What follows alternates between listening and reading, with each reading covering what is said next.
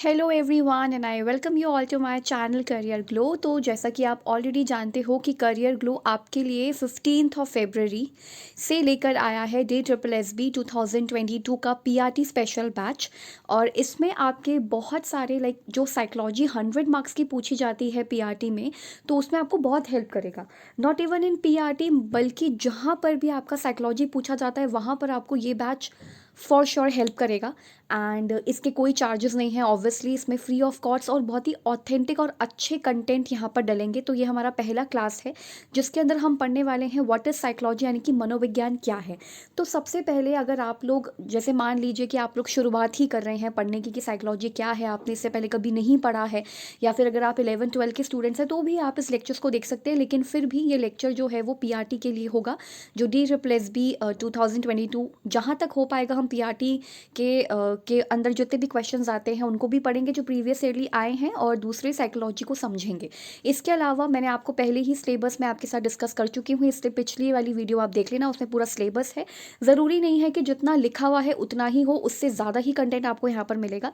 और साइकोलॉजी चाहे KVS में पूछा जाए चाहे CTET में पूछा जाए, आपको मतलब थोड़े बहुत जो क्वेश्चन जैसे CDP है, चाइल्ड साइकोलॉजी है, वो जो है चाइल्ड पेडागोजी जो है वो आपका मेनली CTET में पूछा जाता है। तो कहने का मतलब यहाँ पर सिंपल सा ये है कि साइकोलॉजी जहाँ पर भी पूछी जाती है आपको उन सभी में हेल्प मिलेगी। मतलब जितने भी टीचिंग एग्जाम्स की आप प्रिपरेशन कर रहे हैं, चाहे कोई भी टीचिंग एग्जाम की आप प्रिपरेशन कर रहे हो, साइकोलॉजी के प्रिंसिपल्स तो चेंज नहीं होंगे ना, साइकोलॉजी के प्रिंसिपल्स तो एज इट इज़ सेम रहेंगे। तो एक बार आप क्लासेस पढ़ के देखिए, आपको MWF में क्लासेस मिलेंगी। जैसे साइकोलॉजी है तो आज हम पढ़ने वाले मनोविज्ञान क्या है, तो उसमें हम डेफिनेशनल लेवल पे बात करेंगे। साइकोलॉजी का थोड़ा फिलॉसफी से भी कुछ लिंक था वो पढ़ेंगे, और धीरे धीरे करके हम अपना पूरा टॉपिक जो है वो कंप्लीट करेंगे, जो है साइकोलॉजी कि what is the meaning of psychology. फिर हम चाइल्ड डेवलपमेंट पर आएंगे, चाइल्ड साइकोलॉजी जिसको हम कहते हैं, जो CTET में सबसे ज़्यादा पूछा जाता है, CDP एंड ऑल, उन पर आएंगे। तो ये आपको KVS में, CTET में, इन सब चीज़ों में हेल्प करेगा। तो बहुत हो गया इसका इंट्रोडक्शन, अब चलते हैं सीधा कंटेंट के ऊपर। ओके तो ये देखो, ये क्लास जो है साइकोलॉजी की बिल्कुल फर्स्ट क्लास है जिसके अंदर हम मेनली इंट्रोडक्शन पढ़ रहे हैं। मतलब इंट्रोडक्शन का ये फर्स्ट क्लास है, और इसके आगे की जो भी क्लासेस होंगी उसके अंदर आपका जो भी फाउंडेशन है वो बनेगा, जो कि सबसे ज़्यादा इंपॉर्टेंट है। तो यहाँ लिखा है जैसे what is the meaning of psychology, या साइकोलॉजी का मतलब क्या होता है। तो जैसा कि यहाँ पे लिखा है कि एनी नॉलेज या discipline is hard to define. यानी कि जो साइकोलॉजी है, तो साइकोलॉजी के अंदर मतलब साइकोलॉजी है या सोशोलॉजी है या कोई भी सब्जेक्ट है या कोई भी डिसिप्लिन है या कोई भी सब्जेक्ट है फॉर दैट मैटर, अगर आप किसी भी डिसिप्लिन को सब्जेक्ट भी कह रहे हैं, तो कोई भी नॉलेज डिसिप्लिन जो है वो हार्ड टू डिफाइन है। मतलब हम इसको ना समझा नहीं सकते, इसका कोई प्रॉपर डेफिनेशन नहीं हो सकता। इसका भी एक अपना रीज़न है कि क्यों नहीं हो सकता इसका डेफिनेशन।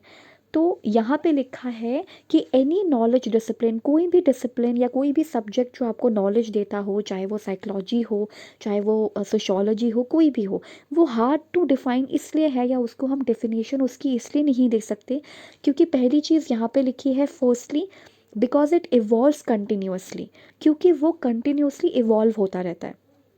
और कंटिन्यूसली इवॉल्व होने का मतलब ये है कि वो बहुत ज़्यादा डायनामिक इन नेचर है।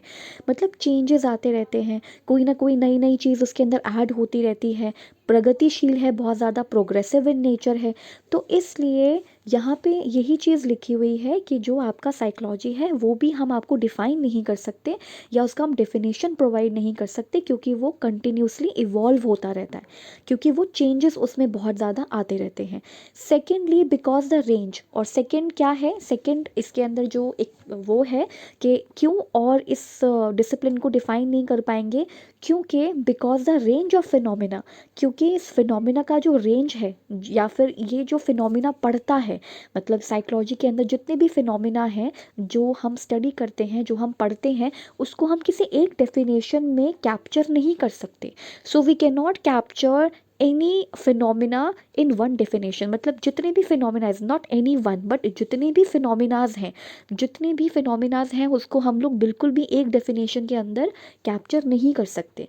इसलिए साइकोलॉजी को डिफ़ाइन करना थोड़ा मुश्किल है। वैसे साइकोलॉजी को डिफ़ाइन किया गया है, उसकी डेफिनेशन भी है, लेकिन फिर भी वो एक ऐसा डिसिप्लिन है जो बार बार इवॉल्व हो रहा है, यानी कि उसमें नई नई रिसर्चेज होती रहती हैं, नई नई चीज़ें ऐड होती रहती हैं।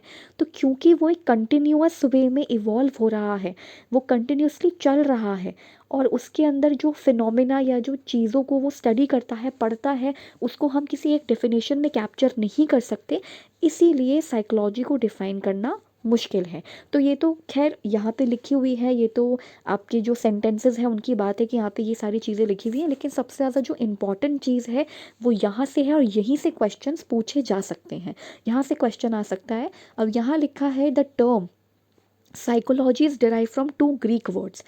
तो साइकोलॉजी जो है, ऐसा भी क्वेश्चन आ सकता है कि जो साइकोलॉजी है उनको कौन से लैंग्वेज से निकला है, तो ग्रीक वर्ड है, तो साइकोलॉजी दोनों ये ग्रीक वर्ड से निकले हैं, जिसमें साइको का मतलब है या साइकी का मतलब होता है किससे, सोल से। साइकी का मतलब होता है सोल, यानी कि साइकोलॉजी के अंदर हम लोग सोल का अध्ययन करते हैं, यानी कि हम आत्मा को स्टडी करते हैं, जिसको हम आत्मा कहते हैं ना, उसको स्टडी करते हैं, सोल को स्टडी करते हैं। एंड लोगोस का मतलब ही होता है स्टडी करना किसी सब्जेक्ट को या किसी चीज़ को, तो लोगोस मीनिंग साइंस और study of a subject. So basically psychology का मतलब क्या हुआ, जब आप आत्मा को अध्ययन करते हो, जब आप आत्मा को स्टडी करते हो, सोल को स्टडी करते हो, तो उसको हम क्या कहते हैं, साइकोलॉजी कहते हैं। तो वही चीज़ यहाँ पे लिखी हुई है। अब नीचे यहाँ पे एक और चीज़ लिखी हुई है कि क्या साइकोलॉजी का मतलब हमेशा यही होता है कि आप आत्मा को स्टडी करो, या फिर जो आपका सोल है आप उसे स्टडी करो, ऐसा बिल्कुल नहीं है। इसलिए यहाँ पे इसी के नेक्स्ट जो लाइन है वो लिखी है, the psychology was a study of the soul और माइंड। अब देखो यहाँ पे वर्ड आया जिसको हम कह रहे हैं वॉज का मतलब है था, यानी कि हुआ करता था, यानी कि साइकोलॉजी जो है उसका मीनिंग क्या हुआ करता था पहले, कि वो सोल और माइंड का अध्ययन है, यानी कि उसमें सोल और माइंड की स्टडी की जाती है। सो यहाँ पे लिखा है the psychology was a study of soul और माइंड, यानी कि साइकोलॉजी में पहले आत्मा यानी कि सोल का अध्ययन करते थे या फिर मन का अध्ययन करते थे। तो या तो आत्मा का अध्ययन होता होगा सोल का, या तो फिर मन का होता था, यानी कि माइंड का होता था, लेकिन होता था। तो जब होता था तो आज कुछ और चेंजेस हुए होंगे, इसलिए तो हम कह रहे हैं कि साइकोलॉजी को डिफ़ाइन करना मुश्किल है, क्योंकि इसने अपने आप को कंटिन्यूसली इवॉल्व किया है, बहुत सारे चेंजेस देखने को मिले हैं। पहले ये आत्मा का अध्ययन करता था, सोल को स्टडी करता था, फिर ये मन को स्टडी करने लगा, जिसको हम कहते हैं माइंड को स्टडी करने लगा, लेकिन आज ये किसी और चीज़ को स्टडी करता है। तो यहाँ पे लिखा है कि psychology is defined formally as a science, कि साइकोलॉजी कुछ नहीं बल्कि क्या है, साइंस है, एक तरीके से एक साइंस है, right. So psychology is defined formally as a science, ये साइंस है जो क्या स्टडी करती है, आपके मेंटल प्रोसेसेस को स्टडी करती है। और मेंटल प्रोसेस का मतलब यहाँ पे क्या होता है, तो मेंटल प्रोसेस का मतलब है हमारे दिमाग में जो चीज़ें चल रही हैं, जैसे कि 2+2=4 हो गया, ठीक है, और मल्टीप्लिकेशन हो गया, ये जो हम अपने दिमाग से जो आंसर दे देते हैं ना, ये मेंटल प्रोसेस है, यानी कि इसी चीज़ को मतलब थिंकिंग वगैरह करना, ये सारी चीज़ें। तो अभी हम समझेंगे कि ब्रेन एक्टिविटीज़ क्या होती हैं, मेंटल प्रोसेसेस क्या होते हैं, ये सारे टर्मिनोलॉजीज हम अभी समझेंगे। बट अभी आप ये देखो कि पहले साइकोलॉजी को हम क्या कहते थे, कि ये तो किसका स्टडी होता है, ये तो बस सोल का स्टडी होता है, मतलब आत्मा का स्टडी होता है और मन का स्टडी होता है। लेकिन अब जाके इसमें कुछ थोड़े बहुत चेंजेस आए हैं। तो यहाँ पे लिखा है but since then it has moved away considerably from this focus, लेकिन अब ये सोल और माइंड को नहीं पढ़ता, ये सोल और माइंड को नहीं स्टडी करता। आज इसका फोकस यहाँ से कुछ हद तक अलग हो चुका है या यहाँ से हट चुका है। ये इस्टेब्लिश करता है अपने आप को as a scientific discipline which deals with processes underlying human experience and behaviour. बल्कि आज जो साइकोलॉजी है वो क्या है, वो ह्यूमन एक्सपीरियंस को स्टडी करता है। ह्यूमन एक्सपीरियंस यानी कि हमने जो अनुभव किए हैं, कभी हम लोगों ने अपने लाइफ में किसी चीज़ के लिए या किसी भी उस चीज़ के लिए कुछ अनुभव किए होंगे, तो हम इसमें ह्यूमन एक्सपीरियंसेस को समझते हैं, उनके बिहेवियर को समझते हैं। सो फटाफट इस चीज़ को एक बार रिवाइज कर लेते हैं। तो यहाँ पे लिखा है कि साइकोलॉजी को या साइकोलॉजी जैसे नॉलेज डिसिप्लिन को समझा पाना या डिफ़ाइन करना थोड़ा मुश्किल है, क्योंकि इसने हमेशा अपने आप को इवॉल्व किया है, अपने आप को चेंज किया है, कंटिन्यूसली इवॉल्व होता रहा है। और दूसरी चीज़ कि इसने इसके अंदर ऐसे ऐसे फिनोमिना हैं, ऐसी ऐसी चीज़ें हैं कि जिसको आप एक डेफिनेशन के अंदर रख नहीं सकते। या जैसे एक माला होती है, उसमें बहुत सारे पर्ल्स होते हैं ना, तो जैसे एक माला है उसमें बहुत सारे मोती हैं, उसमें बहुत सारे पर्ल हैं, तो वो एकदम पिरो के रखे हुए हैं, सारे एक साथ सेट हैं उस माला के अंदर। लेकिन यहाँ पे हम साइकोलॉजी के अंदर जिन जिन चीज़ों को पढ़ा जाता है उनको एक डेफिनेशन के अंदर हम लोग नहीं रख सकते कैप्चर करके, क्योंकि पहली बात तो उसमें नई नई चीज़ें ऐड होती रहती हैं और इतनी सारी चीज़ें हम डेफिनेशन के अंदर भी नहीं डाल सकते, इसलिए इसको समझा पाना थोड़ा सा मुश्किल है। हालांकि ये दोनों पॉइंट्स अगर इसको मतलब हम ना भी पढ़े तो भी चलेगा, लेकिन फिर भी साइकोलॉजी को डिफाइन कर पाना क्यों मुश्किल है, क्योंकि इसने अपने आप को हमेशा इवॉल्व किया है। हमेशा साइकोलॉजी में आपको चेंजेस देखने को मिलेंगे, बहुत बहुत नई नई चीज़ें ऐड होती हैं और इसके सारे फिनोमिना जिनको साइकोलॉजी स्टडी करते हैं उनको हम एक डेफिनेशन का रूप नहीं दे सकते या डेफिनेशन में नहीं लिख सकते, क्योंकि गलती से कोई चीज़ छूट गई तो फिर वो उसका सही से मीनिंग तो नहीं बता पाएगा। इसलिए यहाँ पे जो सबसे इंपॉर्टेंट चीज़ है वो क्या है कि साइकोलॉजी दो ग्रीक वर्ड से डेराइव हुई है। साइकी का मतलब होता है सोल एंड लोगोस का मतलब है स्टडी, यानी कि साइकोलॉजी के अंदर हम लोग सोल का स्टडी करते हैं, सोल का अध्ययन करते हैं, जो आत्मा है उसका अध्ययन करते हैं। लेकिन साइकोलॉजी में पहले सोल एंड माइंड का अध्ययन हुआ करता था। पहले आत्मा को पढ़ा जाता था, फिर मन को। लेकिन आज हम किसको पढ़ते हैं साइकोलॉजी में, तो हम अपने मेंटल प्रोसेसेस को पढ़ते हैं, दिमाग की जो मानसिक क्रियाएं होती हैं उनको हम पढ़ते हैं, एक्सपीरियंसेस को पढ़ते हैं, अनुभवों को समझते हैं लोगों के, और व्यवहार को समझते हैं, यानी कि उनके बिहेवियर को समझते हैं। तो व्यवहार को समझते हैं, ये सारी चीज़ें इसमें इंपॉर्टेंट थी। तो ये डेफिनेशनल लेवल पे चीज़ें थी कि what is the meaning of psychology. अब आगे चलते हैं और आगे पढ़ते हैं इस चीज़ को, जो अभी हमने देखे मेंटल प्रोसेसेस क्या होता है, एक्सपीरियंसेस क्या है, बिहेवियर क्या है। तो हर एक वर्ड को, हर एक टर्म को अच्छे से रीड करेंगे यहाँ पे। ये सारा कुछ यहाँ पे इसलिए ही दे रखा है ताकि ये हमें समझ आए कि मेंटल प्रोसेसेस है क्या। मतलब दिमाग आपका काम करते ही रहता है। तो हम पहले मेंटल प्रोसेसेस पढ़ेंगे, उसके बाद हम एक्सपीरियंस पढ़ेंगे कि एक्सपीरियंस का मीनिंग क्या होता है, फिर बिहेवियर हमारा कैसे शेप होता है, फिर ये सारी चीज़ें पढ़ेंगे। तो सबसे पहले हम पढ़ते हैं मेंटल प्रोसेसेस को। तो अब आता है mental processes. And mental processes का मतलब क्या होता है, आपके दिमाग में क्या चीज़ें चल रही हैं। तो जैसे कि हमारा ब्रेन है, बहुत सारी एक्टिविटी करता है, ब्रेन बहुत सारी एक्टिविटी करता है, आइडियाज़ हमारे अंदर जनरेट होते रहते हैं, थिंकिंग हमारी होती रहती है। तो मेंटल प्रोसेसेस का मतलब क्या है कि यानी कि साइकोलॉजी के अंदर हमारा दिमाग कैसे सोचता है, कैसे थिंक करता है, कैसे हम चीज़ों को याद करते हैं, कैसे हम मेमोरी बनाते हैं, ये सब चीज़ें वो साइकोलॉजी में भी पढ़ी जाती हैं। तो यहाँ पे लिखा है state of consciousness and awareness. देखो सबसे इम्पॉर्टेंट चीज़ है, जब आप कॉन्शियस होंगे, तो कॉन्शियस का मतलब समझ लेते हैं। कॉन्शियस का मतलब है जब आप उठे होते हैं, जब आप जगी हुई अवस्था में होते हैं, ठीक है, तो हम उस टाइम कॉन्शियस होते हैं। मुझे पता है ना कि अभी मैं क्या पढ़ा रही हूँ, ठीक है, मैंने ये जो हम जिन चीज़ों से ये पढ़ रहे हैं, जो भी यहाँ पे नोट्स हैं उनसे पढ़ने की कोशिश कर रहे हैं, तो ये भी मेरे मेरे द्वारा बनाए गए हैं। तो मतलब मैं कॉन्शियस थी, मैं जगी हुई थी, चेतना कहते हैं इसको, हिंदी में चेतना कहते हैं। तो मैं चेतन अवस्था में थी, यानी कि मैं जगी हुई थी, तब जाके मैंने ये सारी चीज़ें बनाई हैं, तभी मैंने ये सारे नोट्स वगैरह जो भी हैं वो बनाए हैं, या फिर मैं इसको समझा रही हूँ। तो कहने का मतलब है कि आपका मेंटल प्रोसेसेस तब हो रहा होगा जब आप कॉन्शियस होंगे, जब आप अवेयर होंगे। लेकिन क्या सिर्फ यही कहना सही है, क्या सोते समय हमारा दिमाग काम नहीं करता? तो वो भी चीज़ हम पढ़ेंगे, लेकिन नेक्स्ट वाले पैराग्राफ में पढ़ेंगे। तो यहाँ पे लिखा है कि आपके जो मेंटल प्रोसेसेस होते हैं ना, वो कॉन्शियसनेस में होते हैं, जब आप चेतन अवस्था में, जब आप उठे हुए अवस्था में होते हैं। सो यहाँ पे तभी लिखा हुआ है यहाँ पे स्टेट ऑफ कॉन्शियसनेस या अवेयरनेस, जब आप अवेयर होते हैं, कॉन्शियस होते हैं, या उस टाइम पे आपके मेंटल प्रोसेसेस हो रहे होते हैं। तो यहाँ पे लिखा है we use our mental processes when we think or try to solve a problem. तो देखो यहाँ पर ही ये लाइन लिखी हुई है कि हम अपने मेंटल प्रोसेसेस का इस्तेमाल करते हैं, हम अपने दिमाग का इस्तेमाल करते हैं जब हम कुछ चीज़ सोचते हैं, या फिर जब हम किसी प्रॉब्लम को सॉल्व करने की कोशिश करते हैं। कई बार हमारे जीवन में ऐसी प्रॉब्लम्स आती हैं जिनको हम सॉल्व करने की कोशिश करते हैं। तो कैसे करते हैं? मेंटल प्रोसेसेस के थ्रू करते हैं, राइट। अब जैसे यहाँ पे लिखा है टू नो और रिमेंबर समथिंग। जैसे मान लो कि आप जो हो, जैसे कि मान लो कि आप घर से बाहर जा रहे हैं और आपने कीज़ जो हैं, चाबी जो है वो मैट के नीचे रख दी, राइट। तो आपने कीज़ जो है वो मैट के नीचे रख दी हैं। और अब आपसे घर वाले फ़ोन करके पूछ रहे हैं कि तुम कहाँ हो, तुम कब तक आओगे, और अगर तुम लेट आओगे तो हमें बस ये बता दो कि तुमने चाबी कहाँ रखी है। तो आपका दिमाग कैसे प्रोसेस होता है, कैसे मेंटल प्रोसेस होकर के आप जल्दी से बता देते हो कि हाँ उस पर्टिकुलर पॉट के नीचे चाबी रखी है, गमले के नीचे रखी है या फिर मैट के नीचे रखी है। तो आप जल्दी से चीज़ों को रिमेंबर कर लेते हो, किसी प्रॉब्लम को सॉल्व कर लेते हो, राइट। सो ये सब कुछ आपके मेंटल प्रोसेसेस हैं। फिर यहाँ लिखा है one level at which these mental processes are reflected is the brain activity.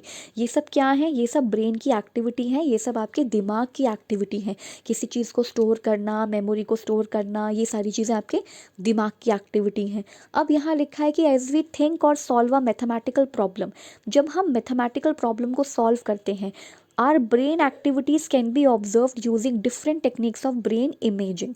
यानी कि ब्रेन जो है, आपका जो दिमाग है, वो मेंटल प्रॉब्लम्स को जो मैथमेटिकल प्रॉब्लम्स होती है उनको सॉल्व करता है, रीजनिंग के थ्रू सॉल्व करता है। जो भी मैथमेटिकल प्रॉब्लम है, प्लस माइनस या फिर कोई भी मल्टीप्लिकेशन वाला है, ये सब आपका ब्रेन कर रहा होता है, ये सब ब्रेन की एक्टिविटीज़ हैं, राइट। ब्रेन के अंदर ही आपकी मेमोरी स्टोर होती है, जो भी नई आप मेमोरी बनाते हैं, जो भी चीज़ें आप याद रखते हैं, तो ये सब ब्रेन की एक्टिविटीज़ हैं। लेकिन क्या ब्रेन और जो माइंड है वो सेम होता है क्या? क्या जो ब्रेन और माइंड है वो सेम होता है?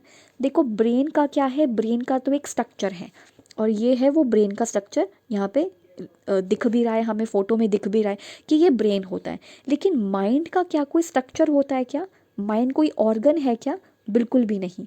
तो यहाँ पे पहले ही लिखा हुआ है और टिक भी है यहाँ पे, unlike the brain mind does not have a physical structure.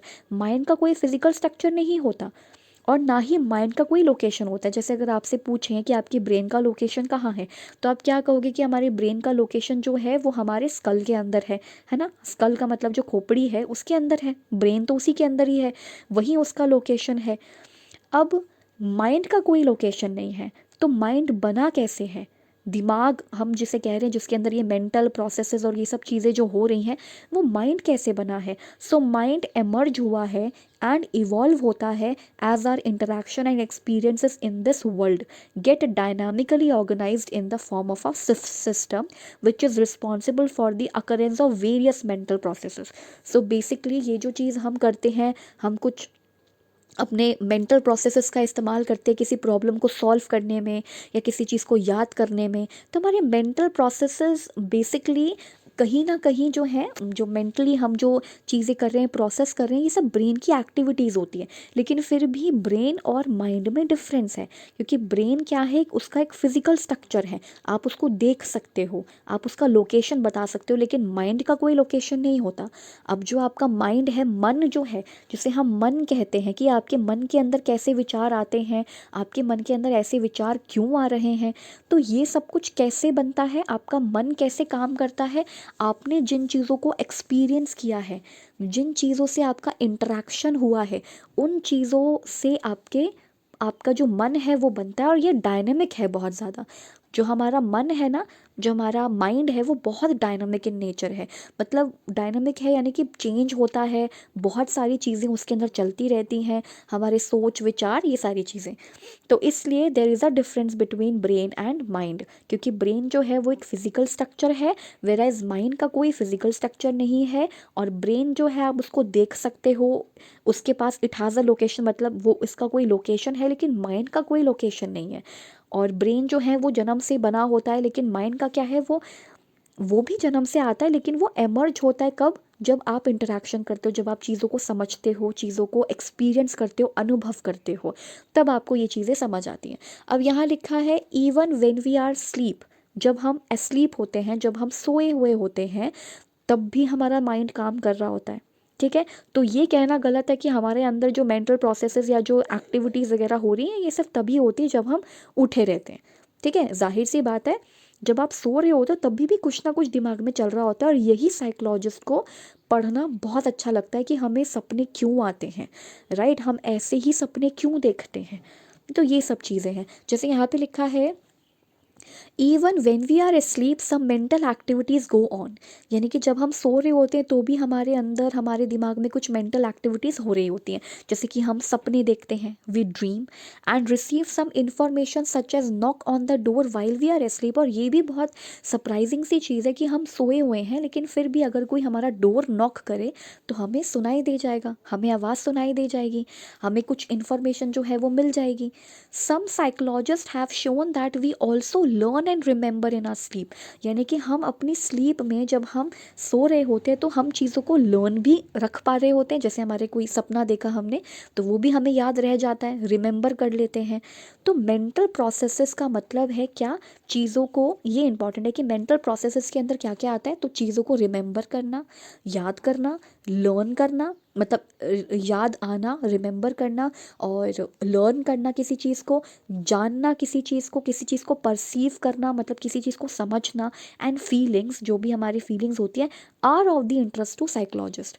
तो हमारे माइंड के अंदर ये बहुत सारी चीज़ें होती हैं, हमारे ब्रेन के अंदर भी, जैसे कि ब्रेन क्या एक्टिविटी करता है, ब्रेन मेमोरी को स्टोर करता है। सो देयर इज़ अ जगह है जिसको हम कहते हैं हिपोकैम्पस, जहाँ पे आपका सारा मेमोरी स्टोर किया जाता है। तो hippocampus is the hard disk of the brain. तो जब ब्रेन की हार्ड डिस्क है वो, तो वहाँ पे मेमोरी स्टोर होगी, तो माइंड का भी तो कुछ काम होता होगा। तो माइंड क्या करता है, चीज़ों को, यहाँ पे लिखा है मेंटल प्रोसेसेस क्या है, रिमेंबरिंग करना, लर्न करना, किसी चीज़ को जानना, कैसे आप किसी चीज़ को समझ रहे हो, परसीव कर रहे हो, फीलिंग कैसी है आपकी उस चीज़ के लिए। तो ये साइकोलॉजिस्ट को बहुत अच्छा लगता है पढ़ना। सो बेसिकली हमें मेंटल प्रोसेसेस समझ आ गया कि ब्रेन जो है वो अलग होता है, माइंड जो है वो अलग है। जैसे कि ब्रेन जो है आप उसको देख सकते हो, उसके अंदर कई सारी एक्टिविटीज़ होती है, लेकिन माइंड जो है वो आपके एक्सपीरियंसेस से इवॉल्व होता है। जितना आप चीज़ों को सीखते हो, जितना आप जानते हो, उससे और ज़्यादा इवॉल्व होता है। सो यहाँ लिखा है they study these processes to try to understand how mind works. देखो ब्रेन का फंक्शन जानने का इनका इंटरेस्ट नहीं है, वो सब बायोलॉजी जो है, बायोलॉजिस्ट जो है वो जानेंगे कि ब्रेन का कैसा फंक्शन होता है। इनका जानने का जो इंटरेस्ट है वो ये है कि माइंड कैसे वर्क करता है, मन कैसे काम करता है, and to help us improve the uses and application of this mental capacities, और कैसे वो हमारी हेल्प कर सकते हैं। सो बेसिकली अभी तक हमने क्या क्या पढ़ लिया, तो अभी तक हमने यहाँ पे ये पढ़ा कि जो आपका साइकोलॉजी है, पहली बात वो आप उस डिसिप्लिन को डिफ़ाइन नहीं कर सकते, क्योंकि बहुत ज़्यादा कंटिन्यूसली ग्रो होता रहता है, इवॉल्व होता रहा है, मतलब बहुत सारे चेंजेस आए हैं, और आप इसकी कोई प्रॉपर डेफिनेशन भी नहीं दे सकते, क्योंकि जिन फिनोमिनाज या जिन चीज़ों को ये स्टडी करता है वो बहुत सारे हैं, उनको एक डेफिनेशन का रूप देना बहुत मुश्किल है। लेकिन फिर भी हमने साइकोलॉजी को डिफ़ाइन किया कि साइकोलॉजी के अंदर हम लोग क्या करते हैं, हम मेंटल प्रोसेसेस को समझते हैं, जो अभी हमने देखा कि हमारा दिमाग बहुत कुछ चीज़ें याद रखता है, रिमेंबर करता है, चीज़ों को जानता है, समझता है, वो सब हम यहाँ पे साइकोलॉजी के अंदर स्टडी करते हैं। फिर हम एक्सपीरियंस को भी समझेंगे, हमारे कई तरह के एक्सपीरियंस होते हैं और हमारे कई तरह के बिहेवियर होते हैं, मतलब हम किस सिचुएशन में कैसा बिहेव शो करेंगे, कैसा बिहेवियर हो सकता है हमारा, ये सब कुछ साइकोलॉजी पढ़ता है या स्टडी करता है, और ये एक साइंस बन चुका है। साइंस बन चुका है तो जाहिर सी बात है कि इसमें एक्सपेरिमेंट्स भी आप कर सकते हो, तो साइकोलॉजी के अंदर बहुत एक्सपेरिमेंट्स हुए हैं, राइट। सो पहले शुरुआत में साइकोलॉजी का मतलब था सोल का अध्ययन करना, यानी कि जो आत्मा होती है उसका स्टडी करना। लेकिन आज उसके बाद फिर हम उसमें माइंड का स्टडी करते थे, मन का स्टडी करते थे, लेकिन आज हम मेंटल प्रोसेसेस, एक्सपीरियंस और बिहेवियर को स्टडी करते हैं। ये इसके डेफिनेशनल लेवल की बात थी। और जो मेंटल प्रोसेसेस हो रहे हैं वो हमारे कॉन्शियस लेवल पर भी होते हैं, जब हम चेतन अवस्था में होते हैं या जब हम उठे हुए होते हैं, जगे हुए होते हैं। लेकिन जब हम सो रहे होते हैं तो भी हम ड्रीम देखते हैं, बहुत सारी चीज़ों को याद कर पाते हैं, हमें सपने तक याद रह जाते हैं। तो ये सब कुछ मेंटल प्रोसेसेस हैं। और साइकोलॉजिस्ट के लिए जो बात बहुत ज़्यादा इंपॉर्टेंट है, या जो उनको पसंद है जानना, वो ये है कि हम कैसे रिमेंबर रख पाते, कैसे लर्न करते, कैसे नो करते हैं, चीज़ों को जानते, कैसे परसीव करते हैं। अब आगे चलते हैं और पढ़ते हैं एक्सपीरियंसेस को। देखो हर एक इंसान के अलग अलग एक्सपीरियंस होते हैं, ये बात हम अच्छे से जानते हैं। Psychologist also study experiences of people. जो हमारे साइकोलॉजिस्ट हैं वो लोगों के एक्सपीरियंस को भी स्टडी करते हैं ना। What is the meaning of experience, इसका मतलब अनुभव होता है, लेकिन जो अनुभव होता है ना वो सब्जेक्टिव इन नेचर है। मैंने जितनी भी चीज़ों को टिक किया है ना वो इंपॉर्टेंट है, ठीक है। तो जैसे यहाँ पे लिखा है कि साइकोलॉजिस्ट जो हैं वो लोगों के एक्सपीरियंस को भी स्टडी करते हैं, कि इस इंसान ने या इंसानों ने, लोगों ने क्या अनुभव किया है, क्या उनके एक्सपीरियंस रहे हैं। लेकिन experience are subjective in nature. जो आपके एक्सपीरियंसेस होते हैं वो नेचर में सब्जेक्टिव होते हैं। कहने का मतलब है कि कोई भी एक दो सिचुएशन दे दी जाए, अगर कोई भी दो सिचुएशन दे दी जाए, तो जो पर्सन ए है वो अलग तरीके से एक्सपीरियंस करेगा किसी चीज़ को, और बी के लिए हो सकता है वो एक्सपीरियंस बहुत अलग हो। तो एक्सपीरियंस करना जो है ना, ये सब्जेक्टिव इन नेचर है। It's a matter of subjectivity कि आपने जो एक्सपीरियंस किया है वो कुछ अलग हो सकता है, और मैं जो एक्सपीरियंस कर रही हूँ वो कुछ और हो सकता है। ज़रूरी नहीं कि दोनों का एक जैसा एक्सपीरियंस हो। So it's a matter of subjectivity. अब आता है we can not directly observe और नो समवन एल्स एक्सपीरियंस। देखो, एक्सपीरियंस का मतलब है ना कि इसको इतना तजुर्बा है, इसको इतना एक्सपीरियंस है, या इसने अपनी ज़िंदगी में ये चीज़ें देख ली हैं। तो क्या एक बात बताओ, हम लोग कभी भी दूसरे इंसान को देख करके ये ऑब्जर्व कर सकते हैं कि उसने क्या एक्सपीरियंस किया होगा? बिल्कुल नहीं कर सकते। तो यहाँ लिखा है we can not directly observe. हम डायरेक्टली ऑब्जर्व ही नहीं कर सकते कि एक इंसान ने क्या एक्सपीरियंस किया है अपनी लाइफ में। ये नहीं पॉसिबल है ना कि वो उस स्थिति से कैसे गुजरा है, उसका एक्सपीरियंस अच्छा रहा बुरा लगा रहा, ये हम डायरेक्टली ऑब्जर्व नहीं कर सकते। यहाँ पे लिखा है only the experiencing person can be aware और बी कॉन्शियस ऑफ हिज और हर एक्सपीरियंसेस।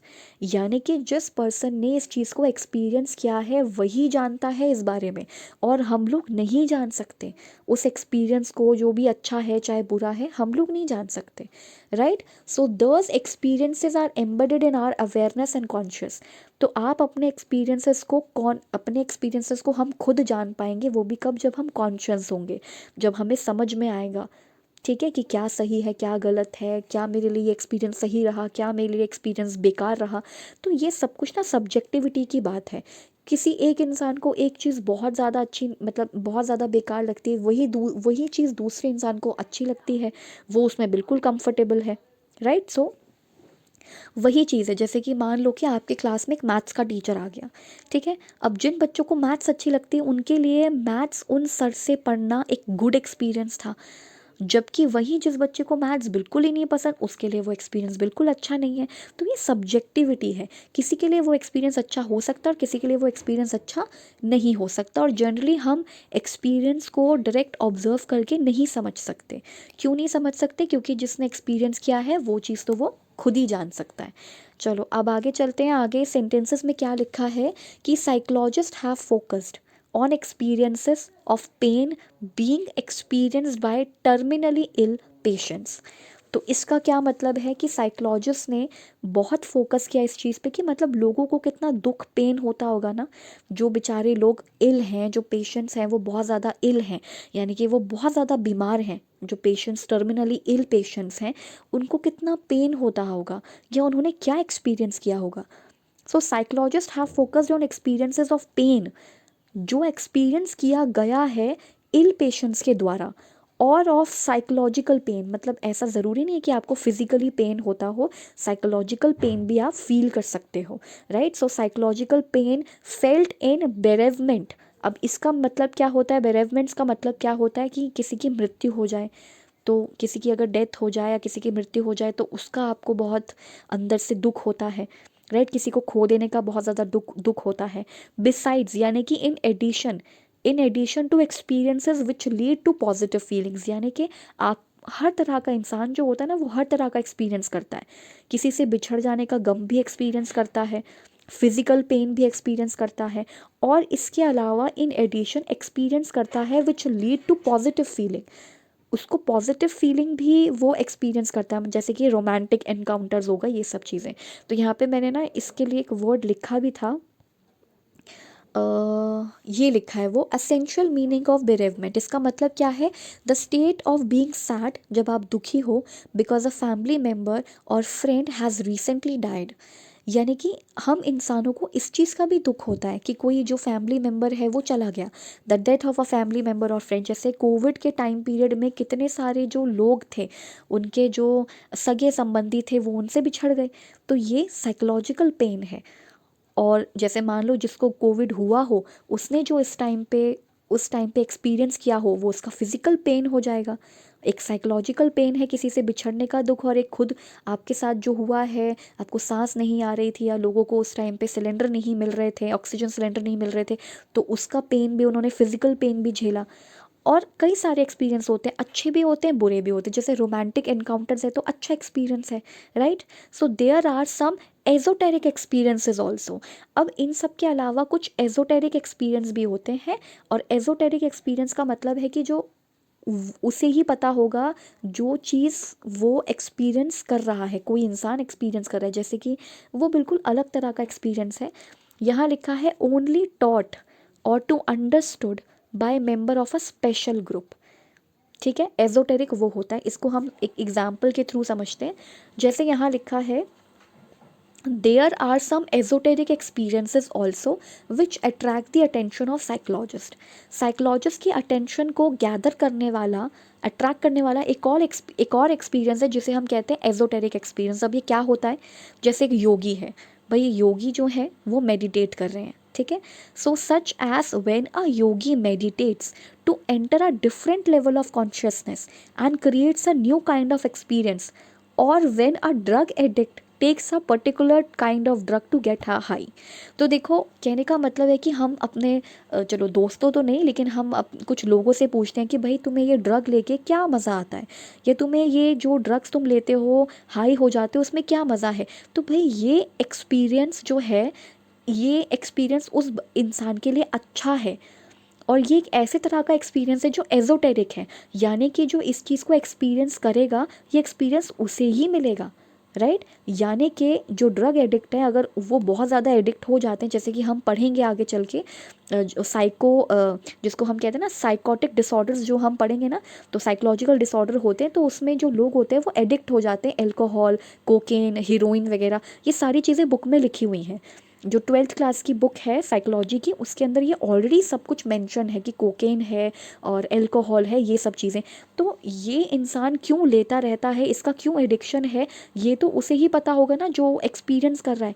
तो एक अलग तरह का एक्सपीरियंस होता है जिसे हम एजोटेरिक कहते हैं, और ये एक्सपीरियंस वो एक्सपीरियंस है जो एक खास मेंबर को हो, मतलब एक खास मेंबर को इन द सेंस के एक ओनली एक स्पेशल ग्रुप को इस चीज़ का एहसास हो। यानी कि योगीज जो होते हैं वो मेडिटेट करके एक डिफरेंट लेवल पे चले जाते हैं, उनको उस चीज़ का जो एक्सपीरियंस है वो उसी को हो सकता है जो उस लेवल पे पहुंचा हो, तो उसे कहते हैं एजोटेरिक एक्सपीरियंस। सेम थिंग है जो अप्लाई होती है किसके लिए, ड्रग एडिक्ट के लिए। यहाँ पे वो भी सीन या वो भी केस दे रखा है।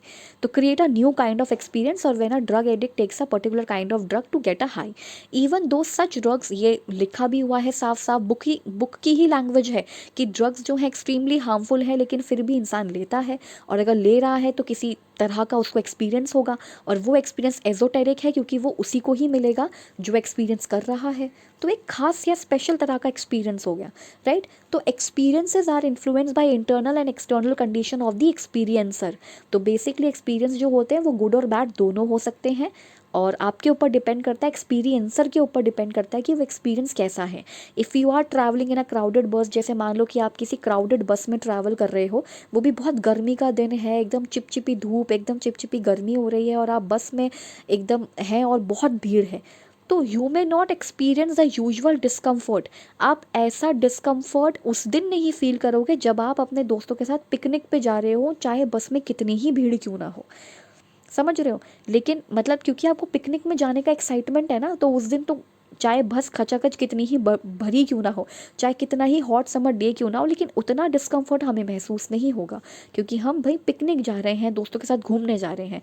इसलिए दस the nature of experience can only be understood by analysing a complex set of internal and external conditions.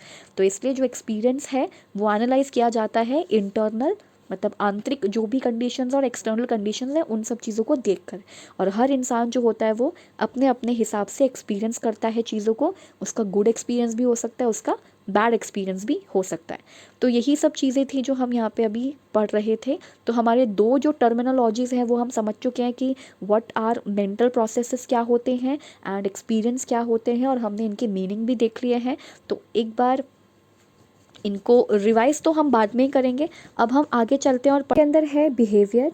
तो अभी हम लोगों ने क्या क्या पढ़ा कि जो मेंटल प्रोसेसेस हमने समझ लिए कि क्या क्या मेंटल प्रोसेसेस होते हैं, उसके बाद हमने एक्सपीरियंस भी स्टडी कर लिए कि क्या क्या एक्सपीरियंस होता है, मतलब हर इंसान के अच्छे बुरे सारे टाइप के एक्सपीरियंसेस होते हैं। साइकोलॉजिकल पेन भी हमने देख लिया, फिर कोई इंसान अगर फिज़िकली इल है तो उसको उस चीज़ का भी एक्सपीरियंस होगा, और रोमांटिक इनकाउंटर्स होते हैं तो वो वाला भी एक्सपीरियंस हमको पता चल गया। अब नेक्स्ट आता है बिहेवियर, कि बिहेवियर कैसे हमारे जो बिहेवियर्स होते हैं वो देखे जाते हैं साइकोलॉजिस्ट के द्वारा।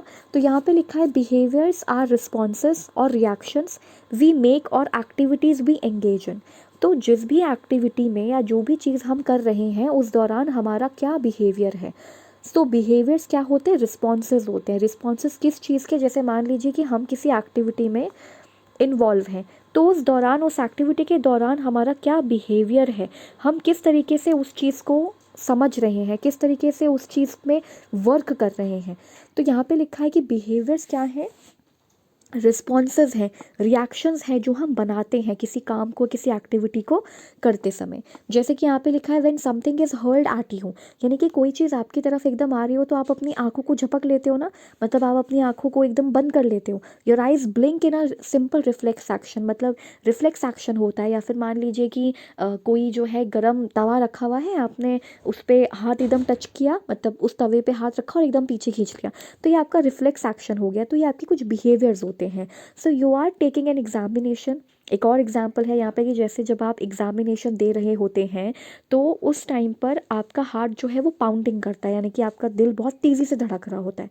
तो इसका क्या मतलब है, ये भी एक तरह से आपका बिहेवियर है। आपको इस दौरान बहुत सारी चीज़ें आप एक्सपीरियंस कर पाते हो, कि मतलब कि एग्ज़ाम है, एग्जामिनेशन है, आपको कैसा फील हो रहा है, ये सारी चीज़ें। या फिर you decided to go for a particular movie with a friend, या फिर आप अपने दोस्त के साथ मूवी देखने जा रहे हो, तो आपका बिहेवियर डिपेंड करता है सिचुएशन के अकॉर्डिंग। बिहेवियर्स में भी सिंपल और कॉम्प्लेक्स, बिहेवियर आपका सिंपल कॉम्प्लेक्स कुछ भी हो सकता है। शॉर्ट एंड एंड्योरिंग, ये बहुत इंपॉर्टेंट है। शॉर्ट भी आपका हो सकता है और एंड्योरिंग भी हो सकता है।